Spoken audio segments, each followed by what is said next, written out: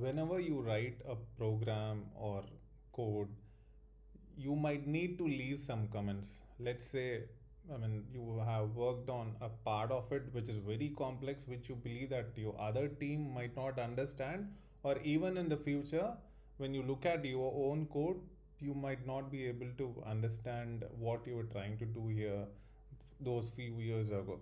So, for that, we have a tag which helps in commenting. So this pretty much is a comment tag. The following is a poem. So let's say your friends just look at it and wondering, your teammates wondering why what's here when this doesn't has a meaning. So you could just comment it out.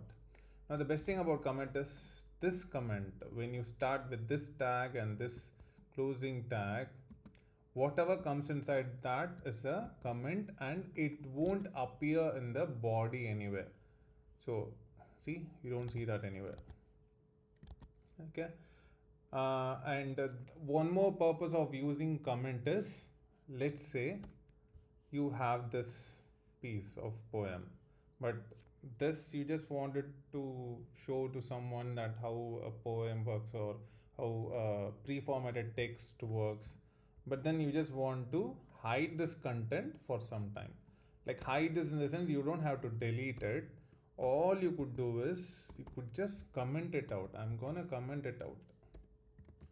So I open this tag here and close this tag here. So whatever comes in between will not be displayed here. So it's just gone.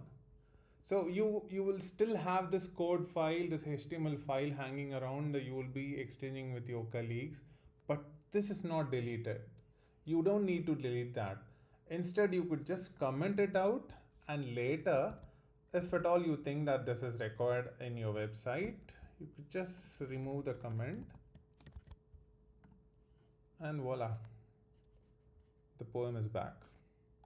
So that's how you use the comment tag for commenting and for hiding your code.